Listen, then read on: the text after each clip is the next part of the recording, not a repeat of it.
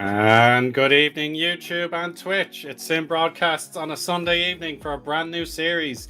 It's the Synoris 24 or GT24X, a 1 hour race with the 24-hour clock cycle. So we'll be experiencing quite the interesting dynamic here.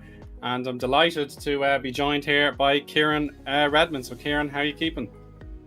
I'm keeping really well, thank you. It's been an action-packed weekend of GT racing and looking forward to topping it off with this exciting new championship. Should be fun tonight.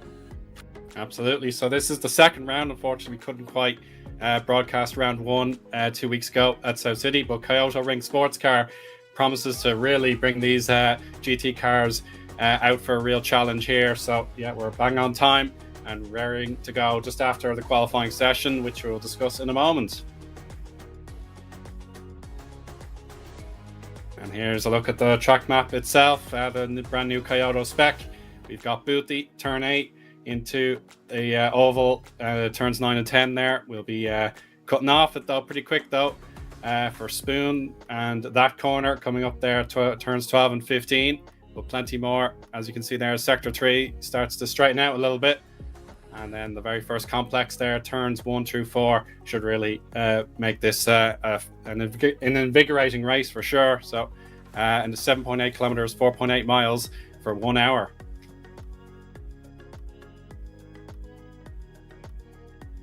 And there's the 24 hours times clock. So 1 hour race, but the time will go through a full 24-hour cycle as if it was a midday start. So yeah, really, really interesting proposition here for the drivers to cope with, as the daytime will end very quickly and so the nighttime. But here's a look at our multi-class racing, of course. So the GTR class shall begin things more traditional LFS cars combined with some mods. So you have your pick of 5 different options depending on how you fancy. Then we move on to our GT3 class, which you have seen in other series, of course. You've got your options of 8 cars, particularly my BMW is the one I'd pick personally, but yeah, the likes of the Audi, Ferrari, the Porsche, and the Mercedes should all make for a really interesting mixture. And then in GT4 class, so a 3 class series. I don't believe we've got any GT4 class cars on the road, but you have the choice of the Nissan or the Porsche.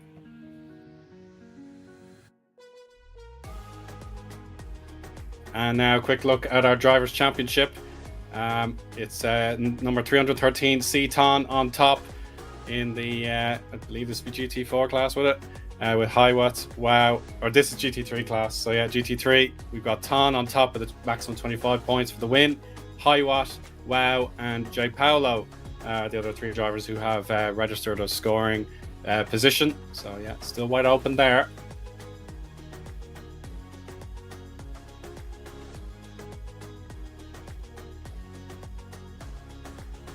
And here, so we should be finished qualifying by now. The countdown to race should be ongoing, so hopefully we can get those times up for you in just a moment. So Kieran, any quick thoughts? Well, just the viewers would be happy to know we've got a few more than 4 drivers this evening. As you can see on screen right now, we have a very well-attended championship this evening, and it speaks to the good word that's been spread about the Synoris GT 24X championship. Humble beginnings, but we're already building into the second chapter, and it looks like a very stacked grid this evening, Eoin. Absolutely. So there's a look at our qualifying grid. It's Su4 on the pole there with a 2 minutes 25.279. Snatching it away from Lalarue there on the first 2 positions. Andre, and then there's SyN there on 3rd and 4th positions. Then we've Wow, Gabri, Rejects, SyN, Synoris Eoin there. And then we have Josep and Highwatt himself completing their top 10.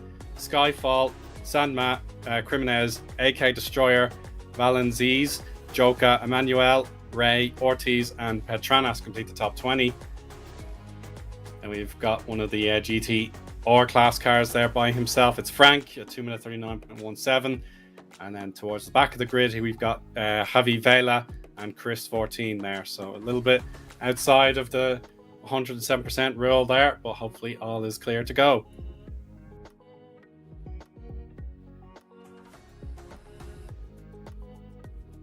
And there we go, just about 2 minutes to go until the start of the race, so we're going to jump straight into it, Kieran. And what should be interesting for me is definitely the potential pit strategy. I haven't heard too much exactly how the cars will manage, but yeah, it is quite possible you want to get a pit stop in at some stage just to guarantee you can keep those tires going, because with the day-night cycle being so rapid in the 24 times speed, it will not be easy to plan anything so quickly. Absolutely not. Those tyres will cook and cool as we move from day into night and then back into day, Eoin, and it's going to be great to watch how the drivers manage that on this very challenging course. 26 corners, 7.8 kilometers, 4.8 miles, and it is all to play for at the top to the bottom of the grid. Let's wait and see who comes out on top over the next 60 minutes. Absolutely, and there'll be plenty of drafting on the oval. You got to pick your spot. As the track will definitely rise very quickly before you have to brake for Boothie, the newly profiled Boothie. So it's not the chicane as we used to know it, but yeah, it's still a very, very fascinating corner in the world of Live for Speed. So we're just about 35 seconds away from go time.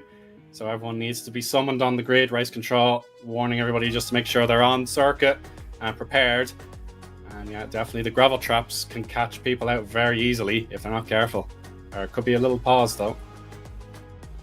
May not be ready just yet, but we'll keep an eye out for race officials to see if they're ready in just a moment. So yeah, it's definitely interesting. Familiar names from LFS on the start grid here: Sufo, Lallarue, as well as some guys I need to see for the first time. But yeah, we'll double check if everyone is set and ready. Yeah, grid up. And we're almost ready to go, Kieran.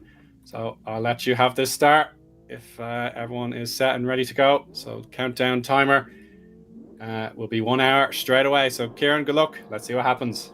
Yeah, we've got an orchestra of GT3 machinery from top to bottom, and they are green and go here at the Kyoto Ring. The Mustang pulls away well from the Audi and the Porsche as they try to battle ahead. It is Sufo leading from the front, but he is coming under pressure from Andrea in P2 in the green Audi R8, looking to solidify himself around the outside. Nothing doing there. Lallarue showing his nose there. Can't quite get it done into the chicane and down towards turns number 3 here. They all get away fairly cleanly, but there's contact there. Oh, Out the no. front, big contact. That's Lallarue facing the wrong way around, and he is parked himself right in the middle of the wild pack there. Everyone just getting himself there, going there. Lallarue spinning and finding himself the right way round. Sufo leads from the front with Andrea following in P2, and then it is chaos behind, and my heart goes out to Lallarue. P3 on the grid, finds himself now in P18. My goodness. Oh, and Jack has been spun around as well, and more contact. Ray has hit someone else. So already the drivers are finding things difficult in terms of the movability and the space. But Ray just allows Shoka back ahead. So a little bit of sporting conduct there. But Sufo from the lead here. Andre will be right behind though in that roaring Audi. So here we go through Boothie and on their way through the more technical sector of the track. And P3, it's Ton. Ton has taken P3. Yeah, last round's winner, Torn there, representing himself again here in P3, finding himself up in the order. I think I saw Wow coming heavy on the banking there, just off screen and coming down, taking a slightly more unique line. Didn't have anything there for him. And we have Contract in the back, I believe. Eoin is off and in the gravel there, trying to dig himself out. We have another car off in the wide as well, and another car there. He's going to collect Eoin, and he's been collected there by the Porsche. There's going to be big damage to the rear of Eoin, and I can't quite see who has been involved as well, but that right there is why it is called that corner, because action is guaranteed. Gutting for Eoin. Oh, it is indeed. My poor namesake there. But hopefully drivers can react and get going again. I think in the case one of the cars was just jammed right in the exit point of that barrier, so they were perfectly stuck with the Mustang, but they're okay now. Here's Highwatt, our team. Yeah, so Reject has to restart from pit lane. So it was a terrible incident to get stuck in the wall like that, but it was like an oil slick at that corner, not the typical way we come at it in the I think it would be the clockwise direction. But here we go. Nevertheless, we're going to have a pass for position potentially. But there we go. Lanaroo across the line now to complete the first lap of this hour race. And the sun will start to break out of the sky pretty quickly here, Kieran. So they've got to make those tyres work for them very quickly.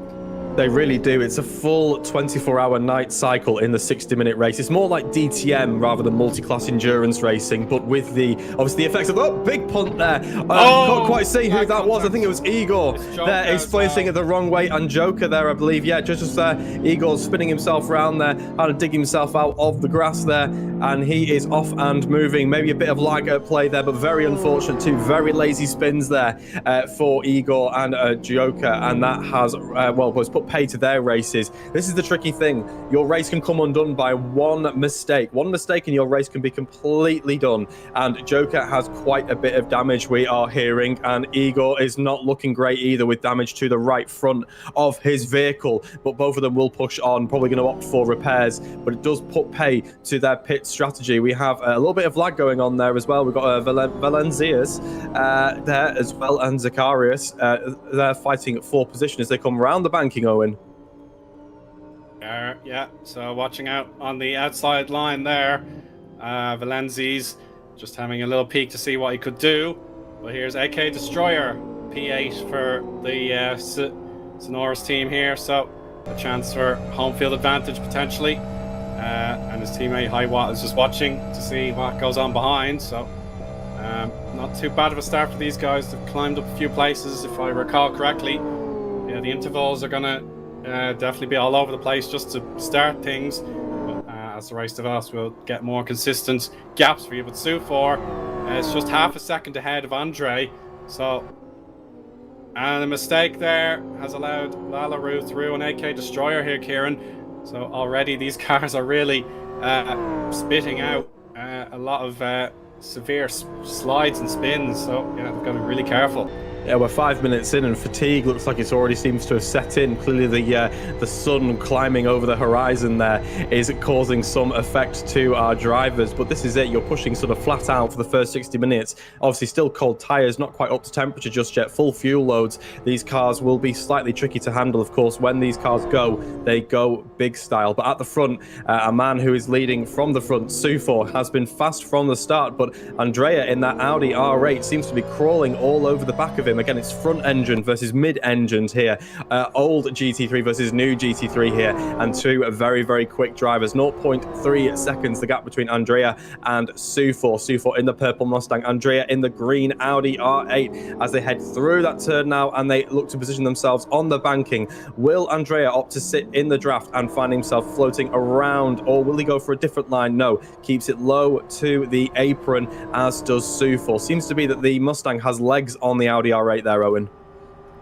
Yeah, potentially acceleration is better for the Mustang, but the Audi in 6th gear, 260 kilometers an hour before the braking zone at Boothie.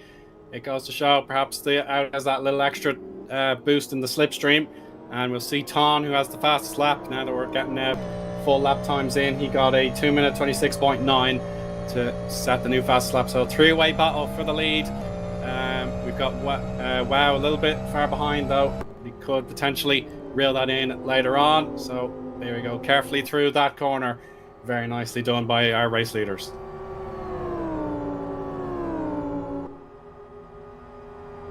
And a little bit of news from our race director. Lanaroo got auto-spectated for lag, so he's allowed to rejoin when his laps are re-added in a later point. So Lanaroo will get his laps back later, but for now, after that lag spike, he is at the back of the grid.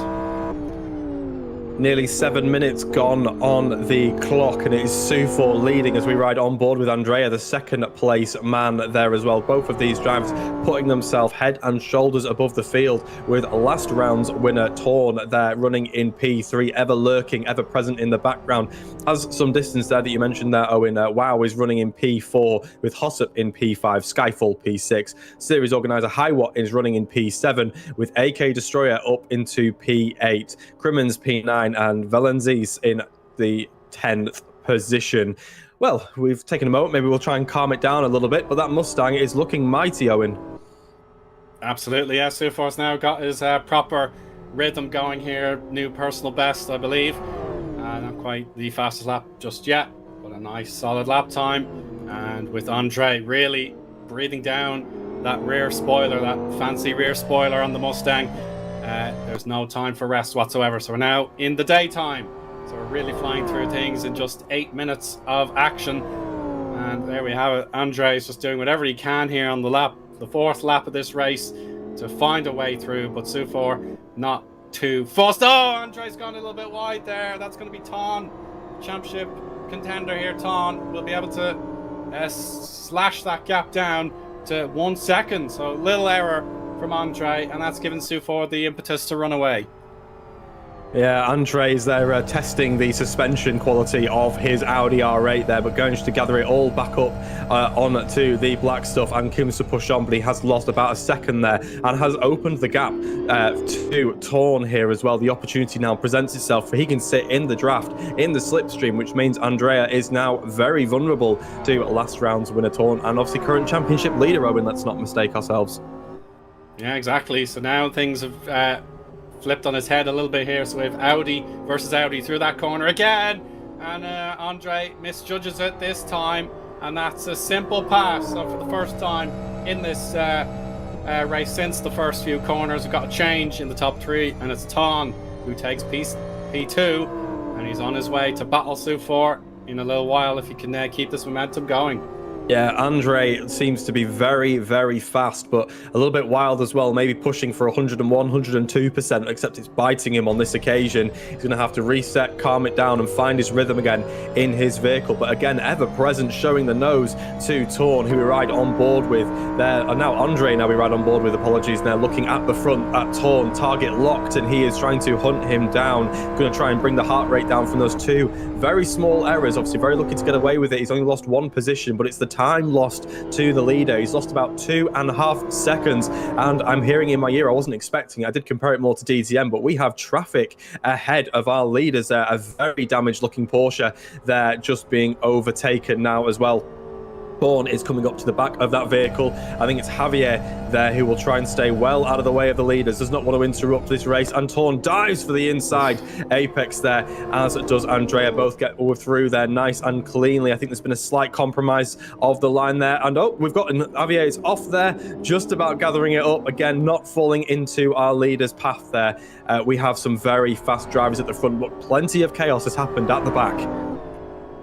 Oh, absolutely. So everyone has to stay calm and see what could happen in front of them. So yeah, we have the teammates, the GD teammates, Andre and Wow. They're 3rd and 4th in the Audis. So Javier will get lapped now by Wow. But let's see, with this slipstream, can Andre make his way back up to 2nd place, heading into Booty off the oval? I'll go in just a moment.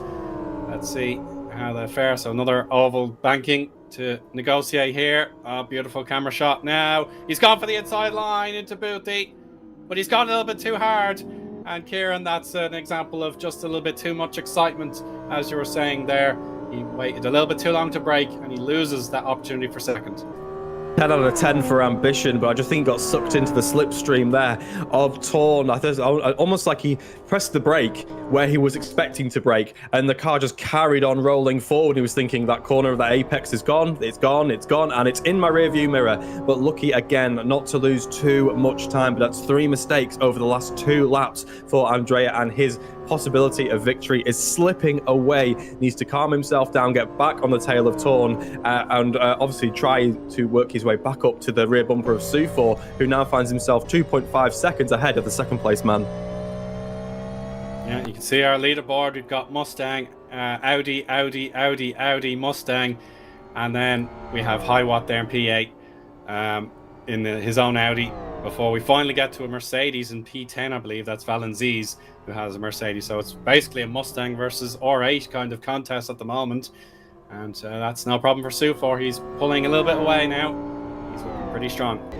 Well, fans of the Blue Oval will be happy to hear there's no wildlife danger here at the Kyoto Ring, so nothing bad, touch wood, should happen to the Mustang that leads the way at the moment, unlike its real-world counterpart at the Bathurst 12 hours yesterday. But we ride on board with Skyfall now here as he heads his way through the chicane. He is one of our Mustang runners. You can ride on board with him now as he comes over the start-finish straight. You can see the hands at work on the steering wheel here, banking down. We're about to tick over into 47 minutes remaining on the clock here for the second round of the GT 24X Championship hosted by Team Synoris. And what a great championship it's been. As we said, the first round, a little bit quiet, not very well attended, but again, good to see this round. 20 cars, obviously, on the grid and running in some way, shape or form. Really nice to see, Eoin.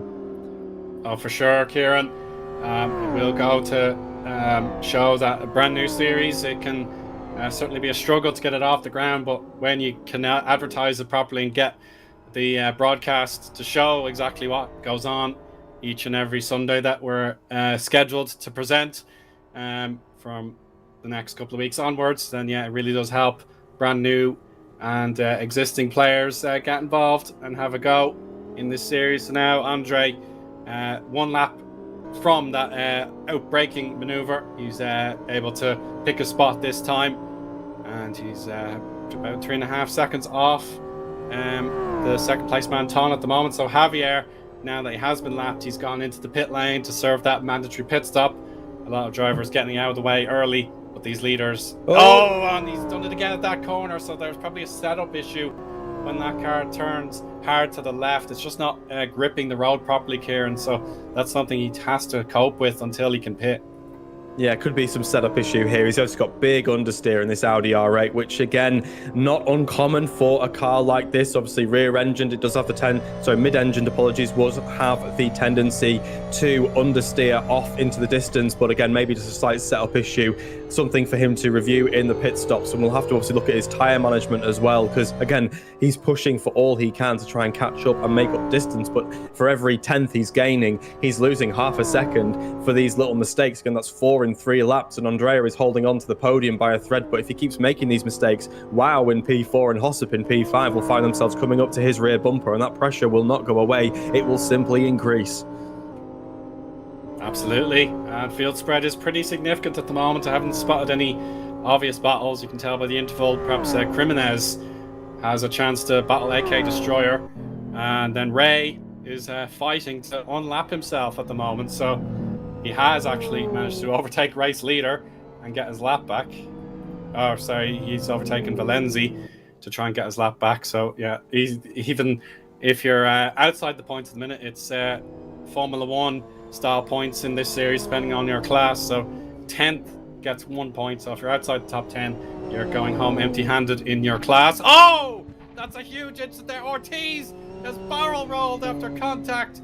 Oh, it's so unlucky. He lost the traction there, Kieran, and he speared into an oncoming car that had no chance of avoiding it. Yeah, that was Eoin there. That was Eoin in the DGR-inspired livery of the Mustang there, and he's going to have huge damage to the front, left, and right quarters of his car. I'm actually hearing it's not too bad, luckily, for Eoin there, so it looks worse. It's obviously just cosmetic damage for Eoin, but maybe a bit of pride damage there. I'd have to have a look again to see. Just looked like one of those instances where just two drivers tripping over each other, but a great shame for Ortiz. His Audi R8 went barrel rolling end over end, and yeah, I heard he just slid off there in front of Eoin there. Again, we'll have to look at the replay for you, but gutting there for Ortiz, and we'll let you know if he's able to get that car recovered and back on track. Yeah, we'll have to keep an eye on that situation, but we have this battle now. Jimenez in his Mustang, the Patronus style green there. He's going to try and catch AK Destroyer, one of the other Synoris drivers on the track today. So into Booty corner they'll go. That's very good braking actually there from Jimenez. He's got it slowed down very well, and he just has to pick a spot through the shortened parabolic. It's not as dramatic as it used to be, at least from the reverse configuration. He's going to try his very best now, heading into that corner now. He sits back and watches. Yeah, sensible driving there from Jimenez. You don't want to be too close, Kieran, when you're going into a fight through that corner. You never ever want to battle there unless someone's going to lift off. But the ping is quite serious there for Jimenez, so he's just been given the advice, just watch out for the ping as they now pass this stricken vehicle. Yeah, Ortiz still up on his roof, unfortunately, but you can just see there's advantages to the R8, and then there's advantages to the Mustang at different stages of this circuit. Again, it's a very big lap here. Lots of different sections and characteristics that benefit one or the other GT3 car here. But yeah, that ping and that connection is starting to cause some concern for Cremonez. He's sort of jotting around all over the screen. And I think AK Destroyer will do well to just keep well away from him, because you're never too sure where he is actually on the track in relation to your vehicle with this kind of lag that he's dealing with. But they both continue to push on right now, and no incident to report as of yet. But AK Destroyer running in P8 in the Synoris liveried Audi R8 machine as he tries to trouble the top 7. But Hiwatt seems to have got himself well up the road now from his teammate. I think over 10 seconds the gap between the two of them. Hiwatt, the series organizer, has been for 1 or 2 adventures, judging by the condition of his vehicle, but is pushing on and following a very respectable, I should say, P7 in his Audi R8, which very much looks like the car to have in this championship. We have 2 cars closing in on each other for the final point in the class. It's Sanma trying to make an overtake on Valenzi. So we've got the Porsche, we've got the Mercedes. So a little bit of difference in the pecking order here. The non-Mustang R8 domination. So here's Sanma in the Porsche going on the high side. Not able to pay off this time here, Kieran, but into the chicane. No, he sits back, but again, the ping is pretty high on the Porsche as well. So Sanma should be cautious when making any moves, and may be able to do it by default. Yes, there we go. There's the switch for the championship point here in GT3 category. So that gives it Sanma's way, and he is going to try and pull away as best he can. He may spot a slower car in front of him, but he should be fine. Great judgment there to make that pass, Kieran. Yeah, it was a really, really good pass, and one's happened off screen as well here. Cremonez finds himself ahead of AK Destroyer, so that was a battle that we just missed while watching that one on screen as well. There's small pockets of action happening up and down this grid. 18 runners and riders remain, but at the front now, we have a battle brewing between Torn and Andrea. Unsure if Torn has made a mistake or if Andrea has finally found his rhythm here, because that gap between P3 and P2 is closed right up, and Andrea is using all of the track and more here in his Audi R8 as we ride on board and look back from Torn's car as they head over the start-finish straight. 40 minutes remaining on the clock. We are at a third distance here so far, and it is a move up the inside from Andrea on Torn, and through he goes, runs it wide, 2 wheels on the dirt, just about catches it, holds the inside line to the chicane, and plants his car on the apex there, and parks the bus again for turns number 4. A little bit of a catch there from Torn. Can he respond? But Andrea loaded that move up right down the start finish straight, and he has locked himself into P2 as he looks to make inroads into Su4's almighty lead. Great work from Andrea. Yeah, super stuff there from Andrea. That means he's back to the P2 he had after the first few corners, and he was closing in on Su4 for a little while, and then he's just made a few mistakes, and that means Su4's Mustang is well clear, about 8.8 seconds beyond these 2 guys. So lovely stuff from Andrea to fight back and get his second position in his possession again. So that'll be worth the 18 points. And Ton breaking later than perhaps anyone could have guessed, but at least he spotted that apex correctly. And this fight will carry on. So we'll just perhaps watch these 2 guys through that corner coming up in just a few seconds. The gentle right will be flat out in these cars, then another left. So you've got to judge where to slow down. And yeah, he's judged it much better this time. So he's found the compromise that Audi needs to take that corner as quickly as possible. And he's flying through the technical left-handers right now.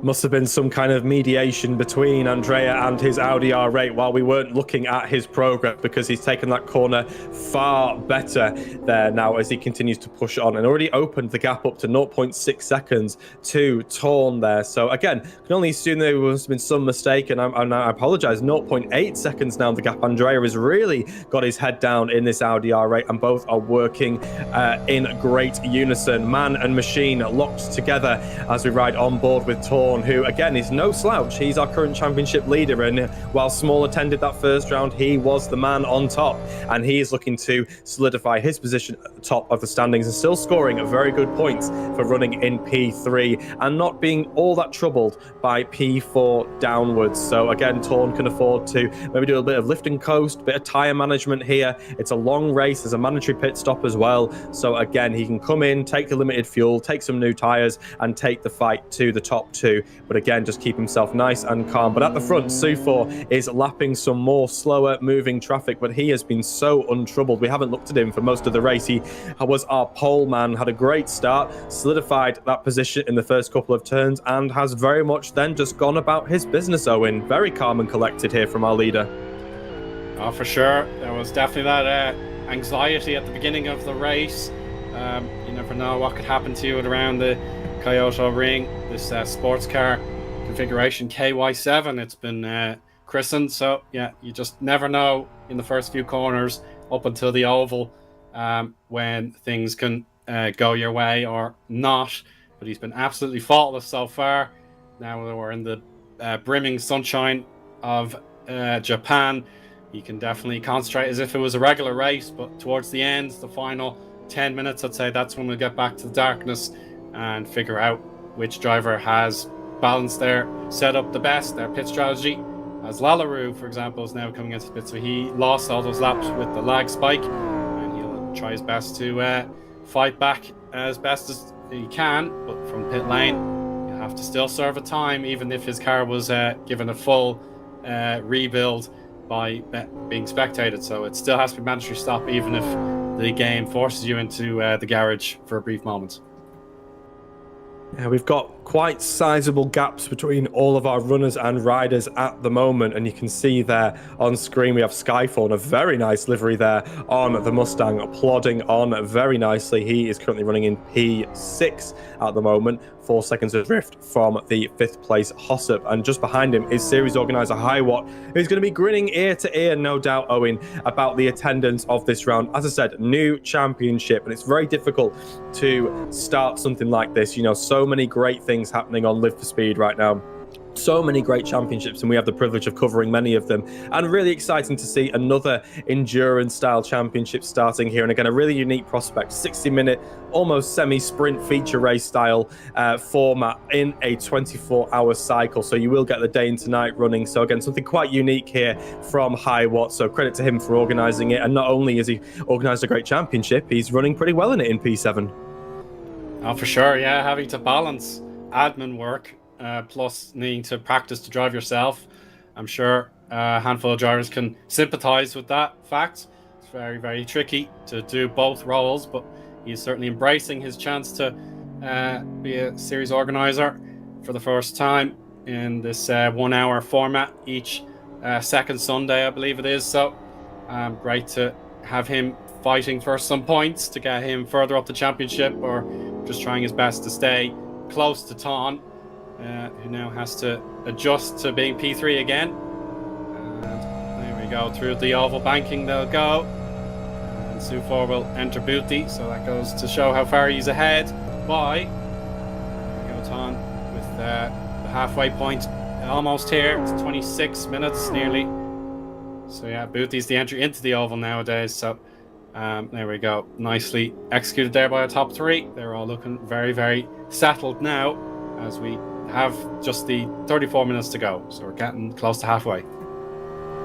Yeah, coming up to half distance now, it is Sufor leading from Andrea, who has had a race of ups and downs, but he has now found himself working well with his Audi R8, 10.8 seconds behind, as Torn, our third place man, goes for a small excursion there, but keeps it out of the wall. Nicely done from Torn there. He needs to lock back in now and try and make inroads into second place man Andrea. Fourth place is Wow running there, 5 seconds behind, 5 to 6 seconds behind Torn, I should say, and then Hossip in P5, Skyfall P6, P6, Highwatt in P7, Cremonese in P8, and AK Destroyer in P9. And Andrea there going for another excursion himself as well. He's going to be picking up plenty of grass in the front splitter of that Audi R8. I think he's going to have to rebadge it into some kind of Honda lawnmower at the end of this race, Eoin, because he's been off at every couple of laps. He just seems to make this small mistake and go off, but every single time he's been able to just keep it out of the wall. And P2 he continues to run, Eoin, but these mistakes keep creeping into Andrea's game.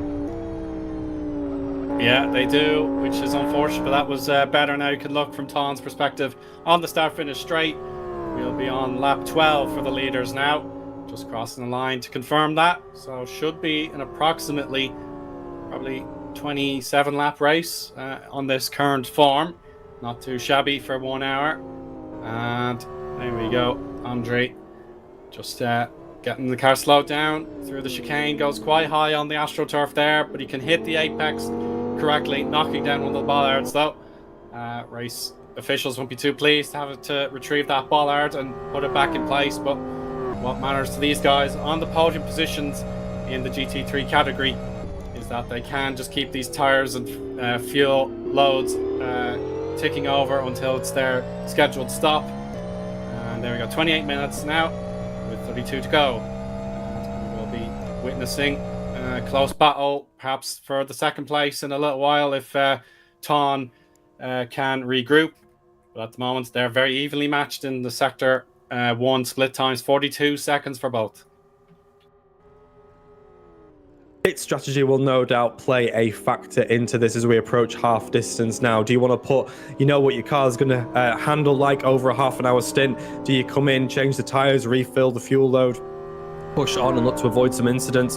But again, it's just where you come out in this 16 car field. We've had a couple of retirements now, but still 16 cars running in GT3 machinery. You need to find a nice slot. And again, both of them running wide there on exit, but both of them just about keeping it out of the wall.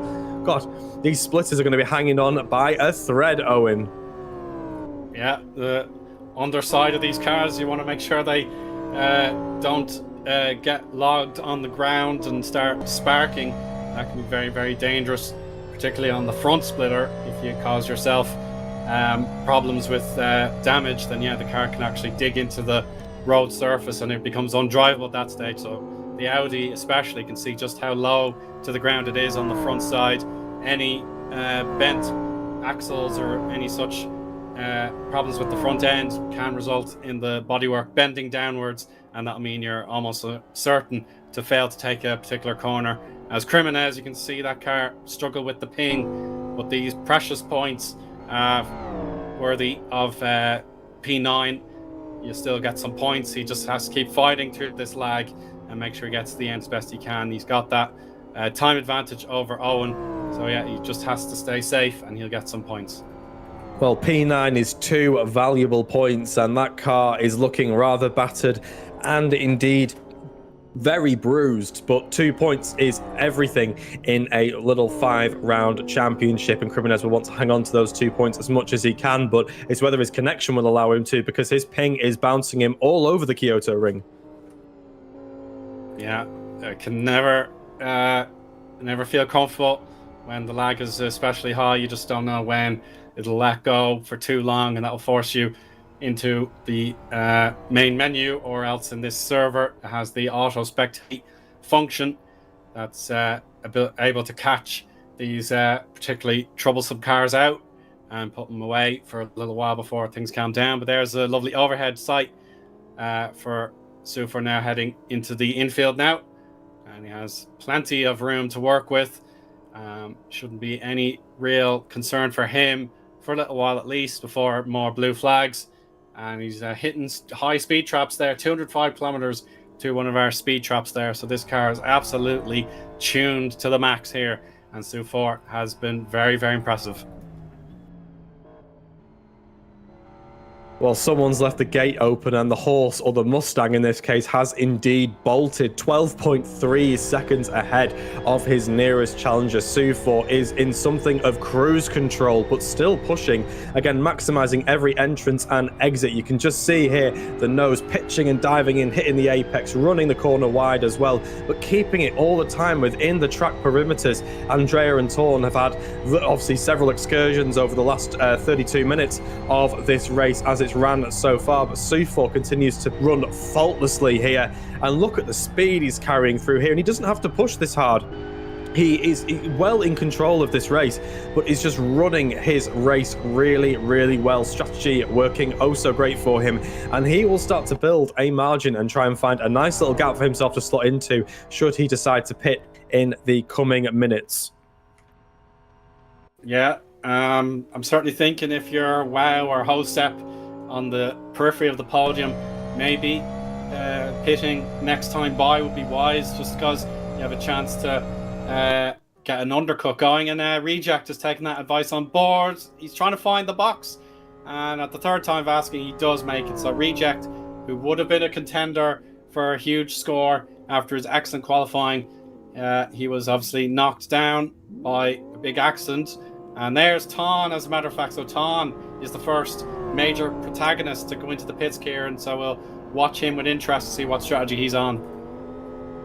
Yep, fuel only for Torn here, and he's filled up a little bit more than Reject did. Again, obviously two very different races for Reject and Torn as well. They're not running and competing with each other here, but yeah, Torn taking a little bit more fuel, so probably opting to push a little bit more, but not wanting new tires though, so must be feeling very comfortable on those boots, which means they'll be nice and warm for him already, not having to go through the tire warming procedure. But again, more fuel would suggest that he is going full push at the end of this race as we come to 26 minutes and 42 seconds remaining on the clock. The fastest lap still currently sitting with Torn, I believe. Oh no, apologies. The fastest lap is sitting with Sufor. My apologies as well. So he is further solidifying his grip on the victory at round 2 as AK Destroyer comes into the pits. We'll stand by to hear what he takes on and how his strategy will unfold as he continues to flirt and dance with the final points paying positions. Where will the Synoris team member finish up in the championship namesake? We'll have to wait and see. AK Destroyer sitting on the rev limiter, waiting to go. You can just hear the Audi R8 burbling away, and off and away he goes. A little bit of wheel spin and away. Nicely done from AK Destroyer. We'll see where he comes out here and how this will put pressure on the likes of Kriminez and Eoin to come in next time round. Yeah, Eoin will be through on AK Destroyer, who took on a fresh set of tires to go with his fresh tank of fuel. So Eoin has inherited P9 for a brief moment here. Sufor, he's happy to keep going. So fuel economy in the Mustang seems pretty solid at the minute. He's very, very cool and calm, pushing through another lap here. So it should be lap 15, I believe, for race leader Sufor. And yeah, he's looking very, very comfortable. And Andre just doing everything he can to keep up. I'll just check those lap times in a moment now. Yeah, Sufor 2:26.1 and Andre 2:27.3. So Sufor doesn't look any way phased at the moment. He's just pushing every which lap and then he can, before eventually he will have to pit. Lap 15 for our race leaders. Everyone will have to keep one eye on the action on screen and one eye on the timing tower as we keep glancing over at the 313 of Torn and see how he climbs up the order and where he finds himself in position. Everyone else ahead of him going for the overcut, the likes of Andrea and Sufor, Wow and Hossop, who are behind him as well, looking to overcut him and obviously take less fuel towards the end of the race again. Maybe a bit of management there, maybe a bit of lift and coast. We'll have to wait and see, but you can just see how aggressive Torn is pushing there. He's pushing really hard, and I'm hearing that, Eoin, you've got someone with damage. Yeah, it's series organizer Highwatt. He's at the final chicane now, but it's at turn 21 that he was particularly, he got stuck in a pole or something. So, okay, yeah, so there we go. That car is shattered and needs to be pitted straight away. So whatever happened in the second sector has really brought his race into crisis mode. So Kriminez will get through, perhaps Eoin will as well. So the car, as I was saying, it was barely able to get off the ground, and was grinding on the tarmac. So Kriminez is in the pits as well. So chances are, I think he's driven away. He didn't have the correct fuel settings. So Kriminez, there's no way he could go a whole race with just a 1.58 second stop for top up here. So it's all happening now as the sun begins to set again, Kieran.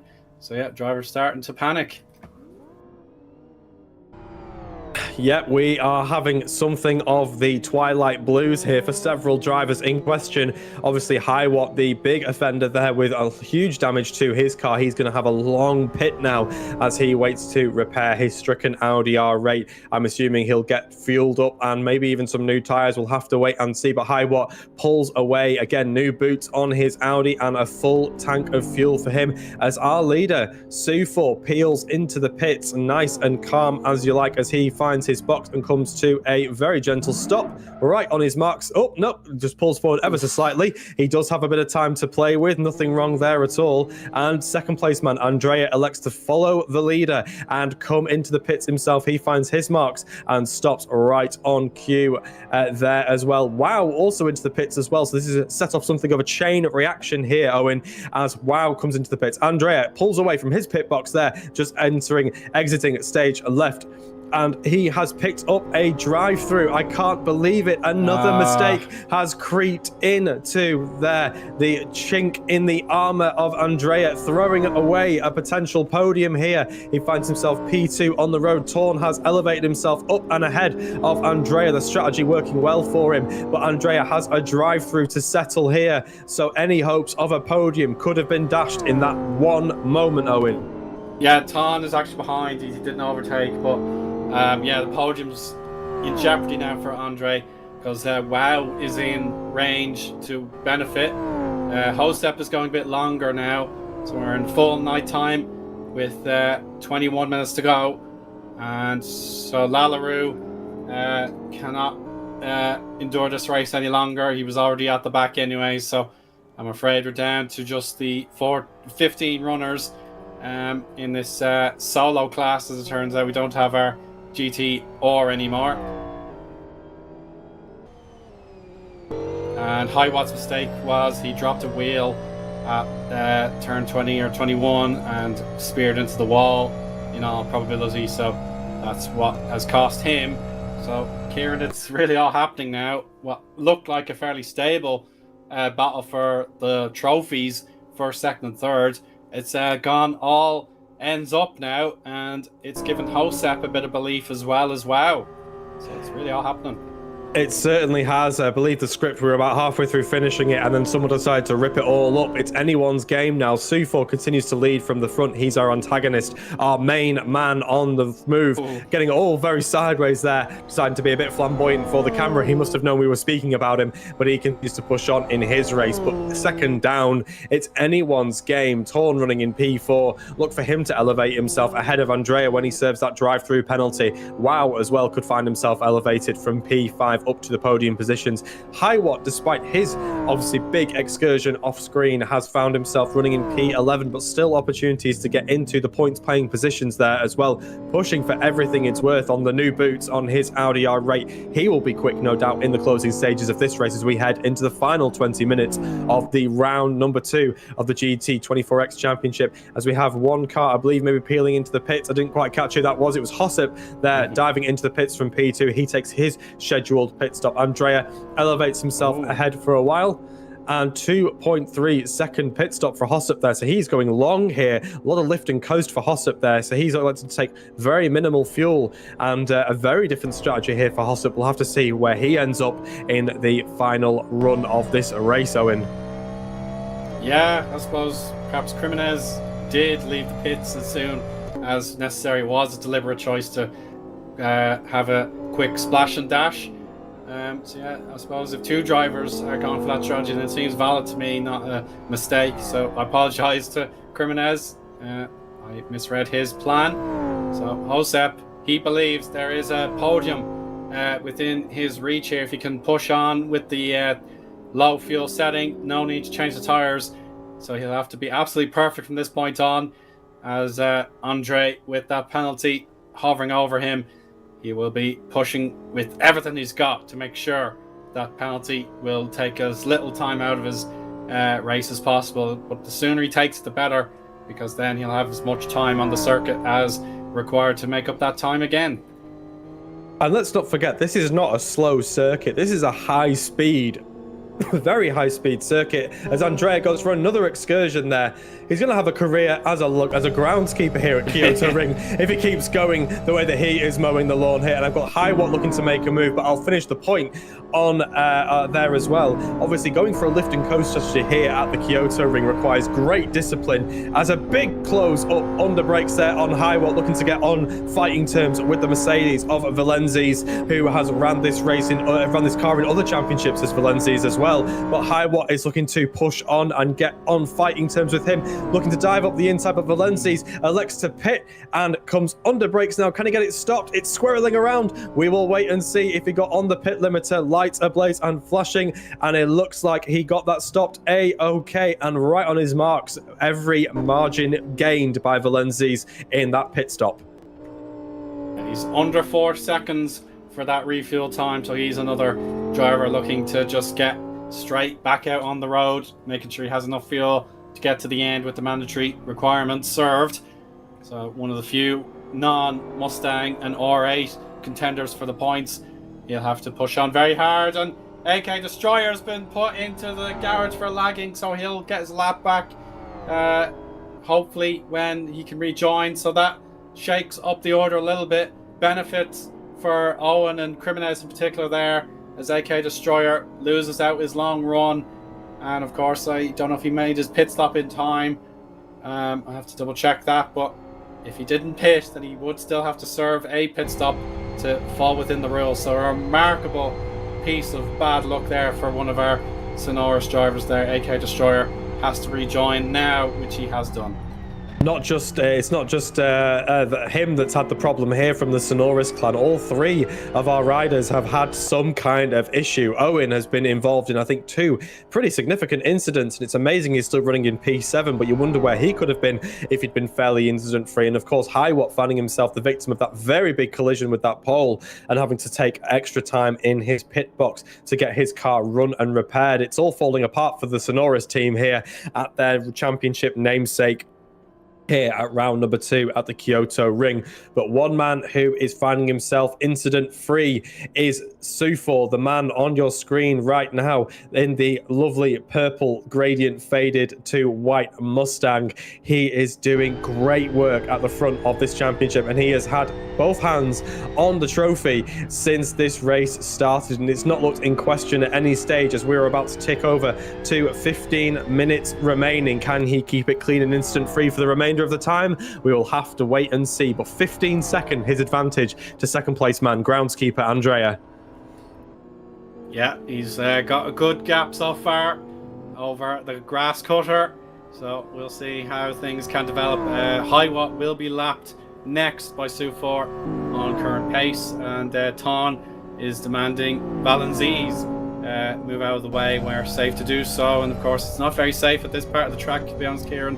It's so narrow, the grass can bite at any point. So here we now through the final chicane before start finish. This should be, there we go, there's nice room to make it way, and Ton looking to finish runner up today.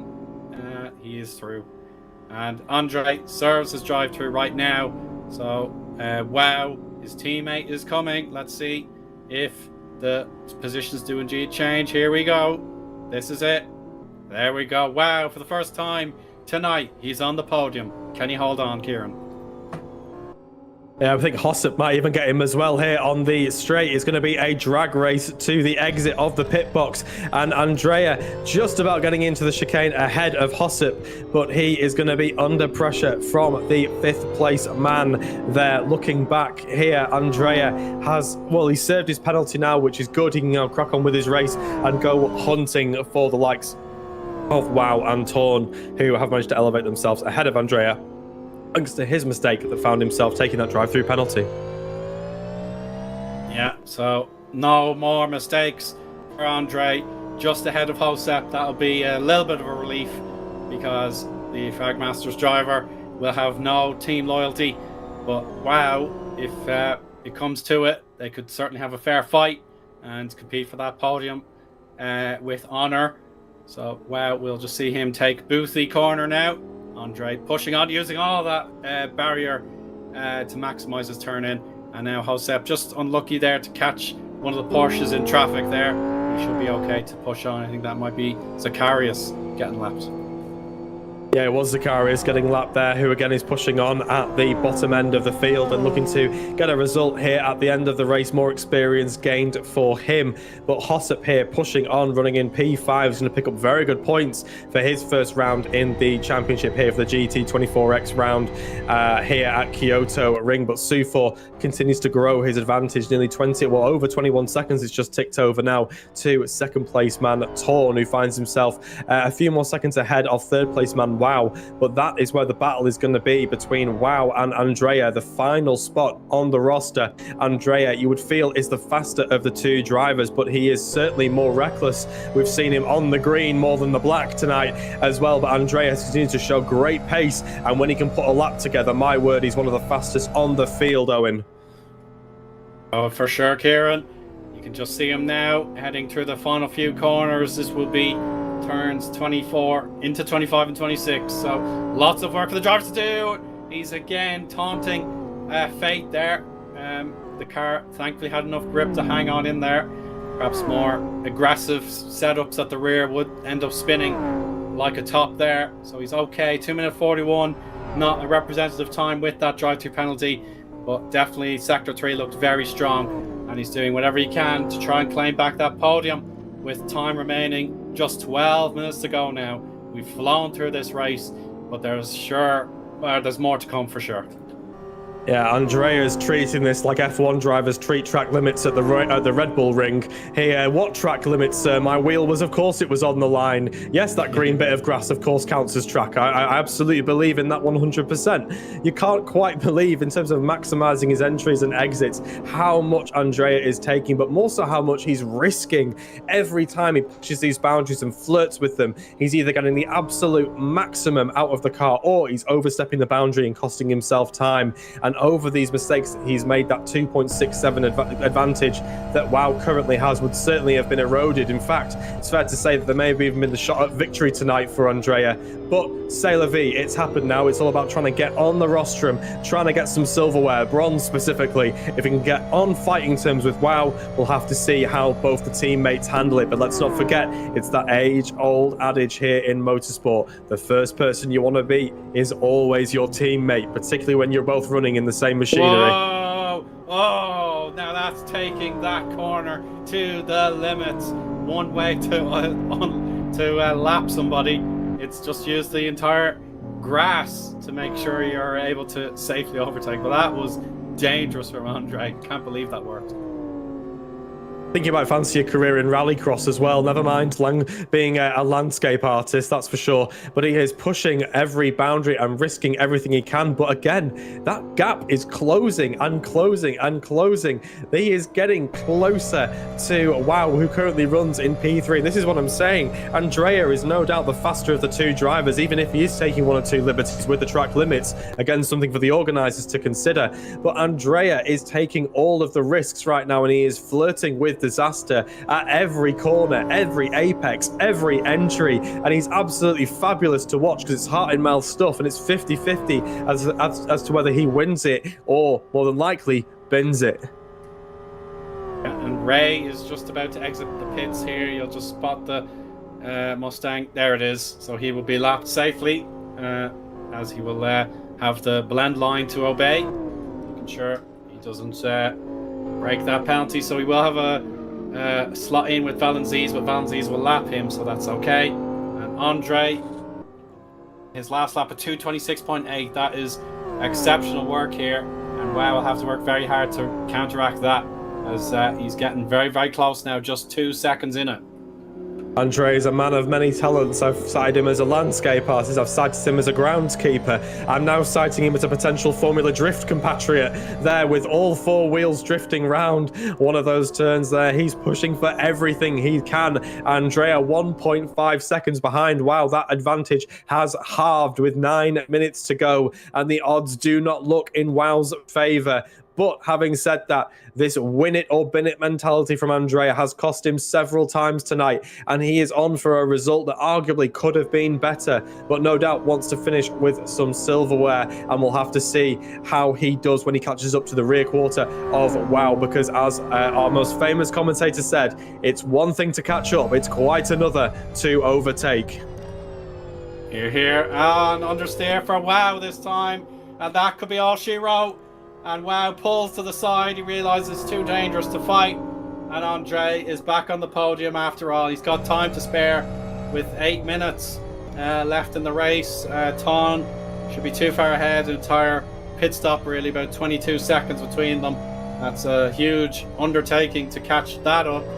But there we have it. Our battle for third is over as quickly as it started. There we go. 11 seconds now. The timer updates. 11 seconds.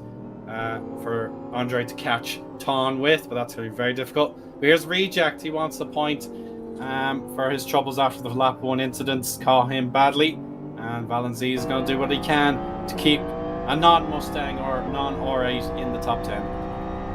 Scrappy. That's what the adjective I'm going to use here for this battle is going to be scrappy.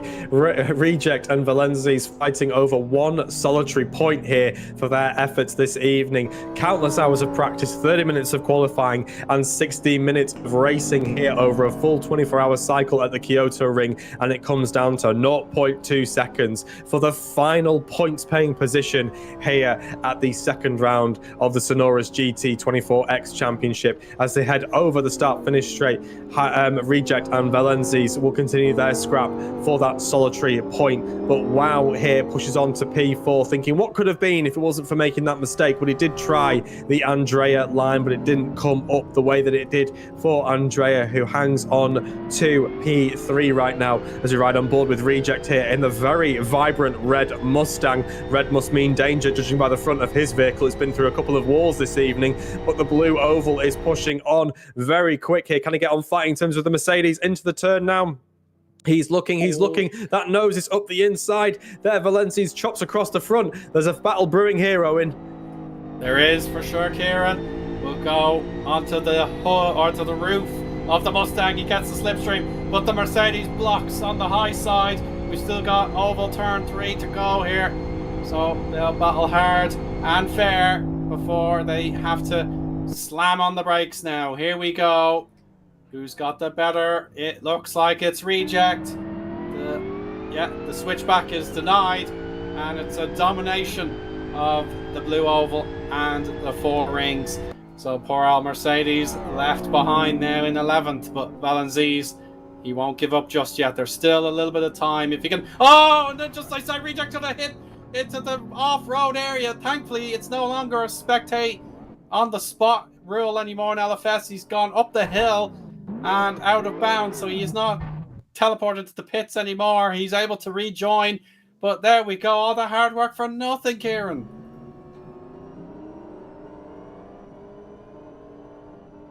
So that's what cost him lap 1, that smaller jolt of the barrier. You can exit as a marshal post there, but there we go. Reject up the hill, just lost the grip for a split second, and that means Valenzi's is back in 10th, and surely time is against the Born to Race car driver here. So devastating news there for Reject, working so hard and making just one more mistake for the punishment there.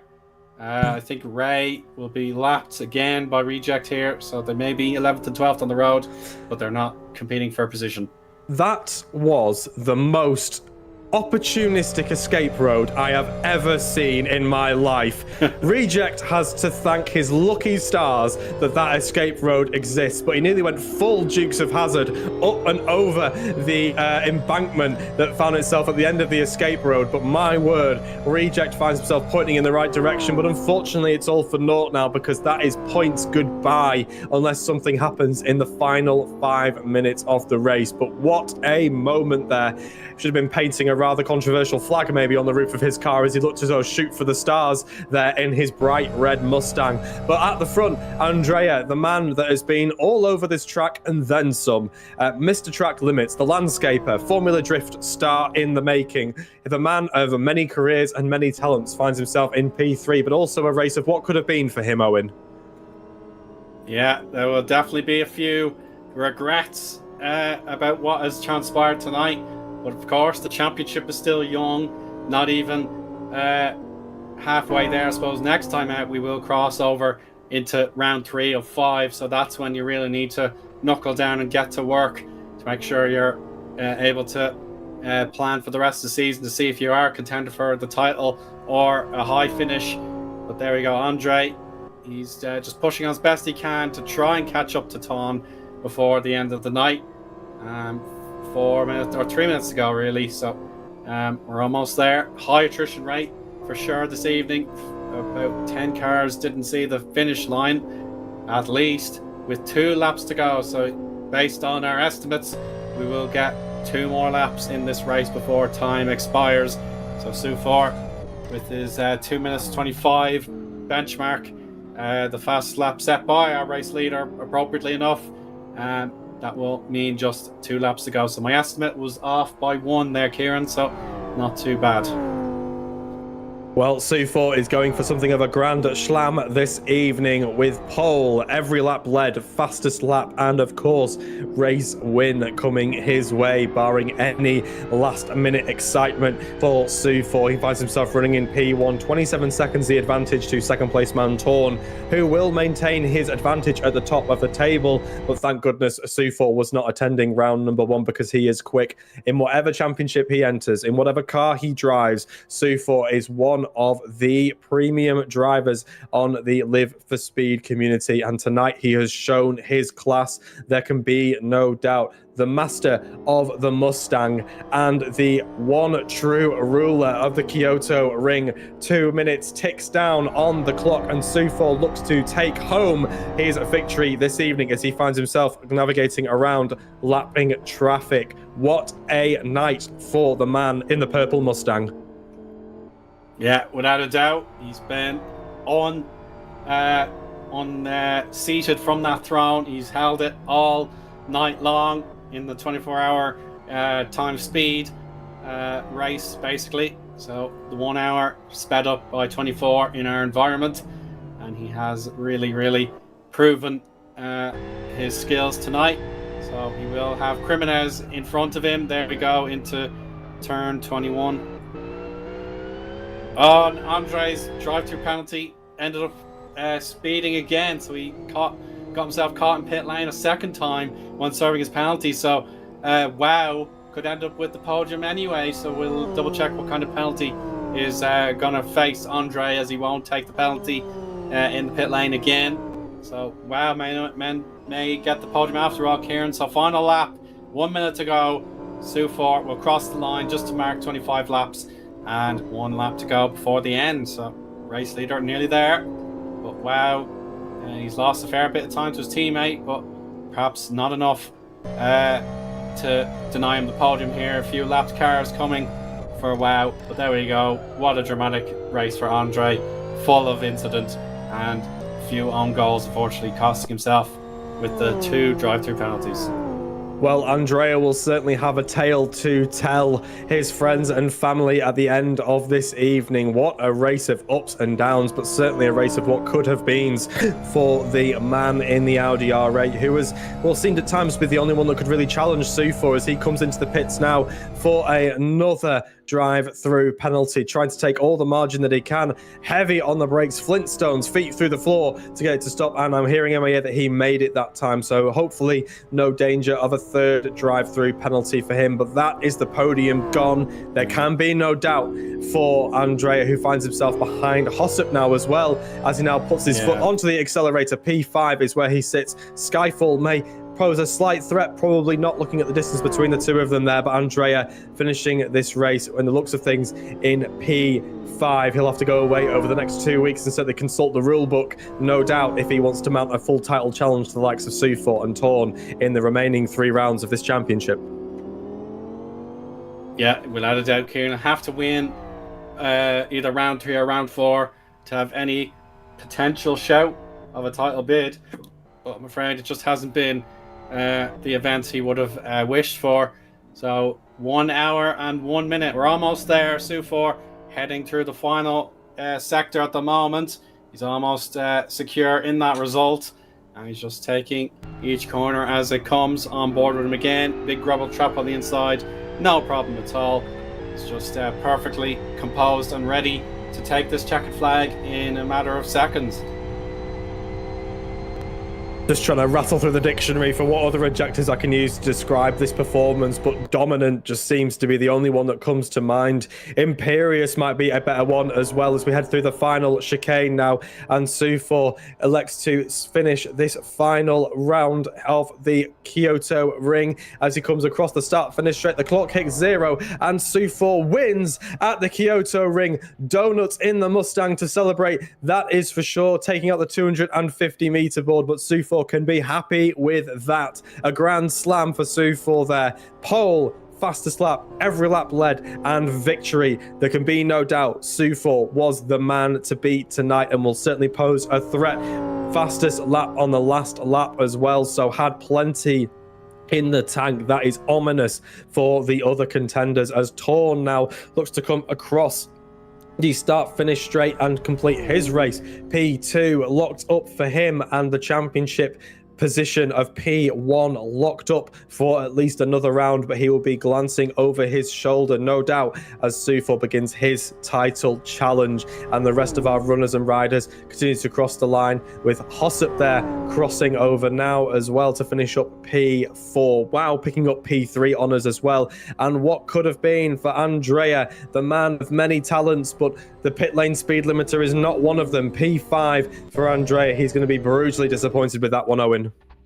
Oh, he will, of course, Kieran. So, unfortunately, he's one of the best drivers for our race, and he failed to live up to that potential with a few errors and the pit lane limiter failing him. But Emmanuel, in one of the Porsches, did not take a pit stop, so race control will hopefully double check that. But if he failed to pit at any point in the hour, then that is an instant disqualification. So all that time, not worth it for Emmanuel, getting disqualified for not following the mandatory pit stop rule. So that'll be double checked, I'm sure, because of the lag trigger for cars that are out of really the out of control with the lag spikes. They're automatically spectated. So if that happened to you, then yeah, that's unfortunate, but you should still be able to get to the pit lane.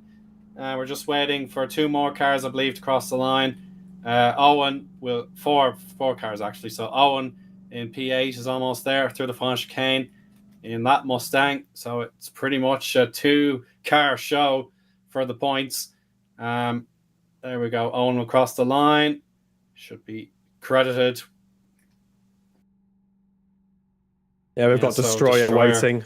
Yeah, Destroyer waits to come across the line as well to finish up his race. It's been very, very tumultuous for him. A couple of lag spike issues. So we'll have to see where he shakes out in the final standings post-race. But there can be no doubt, Sufor, dominant, your race victor here as we ride on board with him taking a victory lap around the stunning sights of the Kyoto Ring.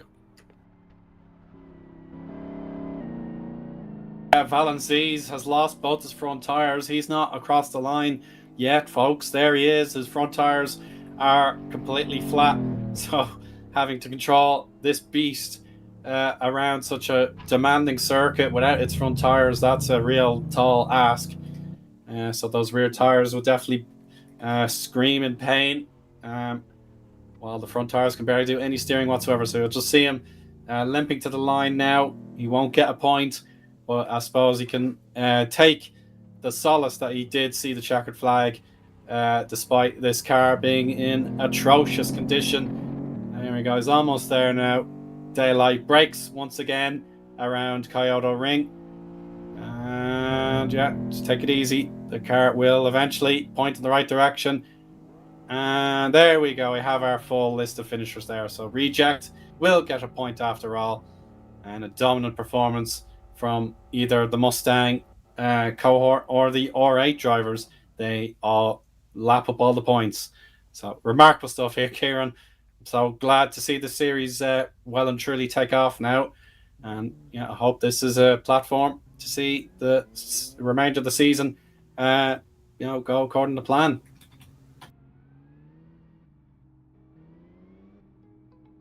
I couldn't agree more. We've had another championship to race in on your Sunday nights, depending on where you are. Can you challenge him?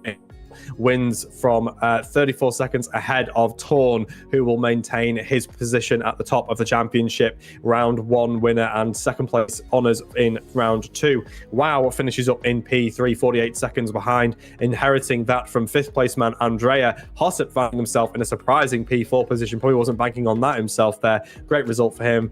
Andrea, the man of many talents, finishing in P5 after 2 drive-through penalties and several off-track excursions. Skyfall finishing in P6. Synoris Eoin finishing in P7. Instants aplenty for him, but somehow finding his way to the end of the line. Criminez in P8, fighting his way through the ping and the lag that was affecting him throughout the race. Series organizer Highwatt finishing in P9, picking himself up 2 points. He'll be very happy with this evening, not just in terms of his finish, but also in terms of the championship running as well. Reject taking that solitary point there as well in his bright red Mustang. Well done, Reject there. Our final points playing position. The very second-hand looking Mercedes of Valenzis there, finishing in P11, just missing out on points for his efforts. A real shame. Ray finishing in P12. Zacharias finishing in P13, the first DNF of the championship. Lallaroo P14, Sanma P15, Yoka P16, Ortiz in P17, Javier P18, Igor P19,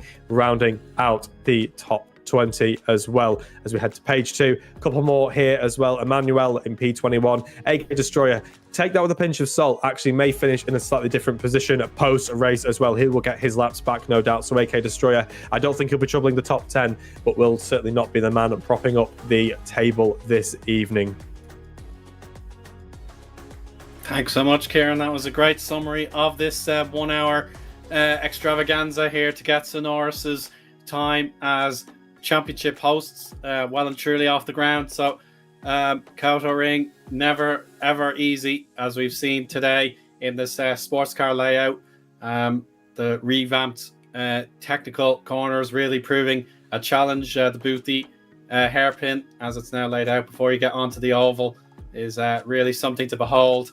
And that corner, even the traditional sort of right-hander that we know it for, it proved very difficult as a left-hander. So that's certainly my takeaway from this race, that Sue 4 was absolutely spectacular in. So Kieran, any final closing thoughts before we wrap things up?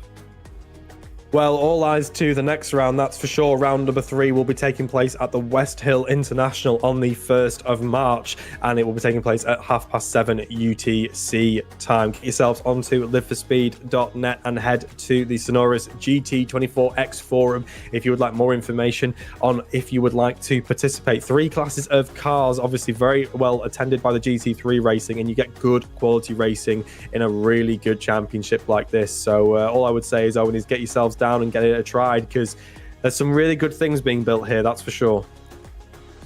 Yeah, 100%. So yeah, we did see the GT3 cars take all of the spotlight tonight. So hopefully, as things continue in the GT24X series by Synoris, that maybe we'll see the multi-class element play itself in more interesting ways. So yeah, of course, as things start out, it's never easy, as we've discussed there, Kieran, but yeah, definitely a good showcase with quality drivers willing to give it a go and making sure that the pit strategies weren't all uniform. That was great to see. Everyone had different takes on tyres and fuel. But that will conclude this evening's coverage of the Synoris GT24X series, round 2 of 5 here at the Kyoto Ring.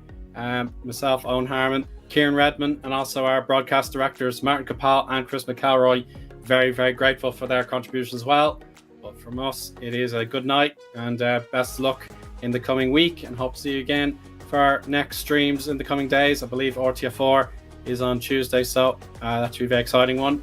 So until then, thanks very much for tuning in, and bye-bye for now.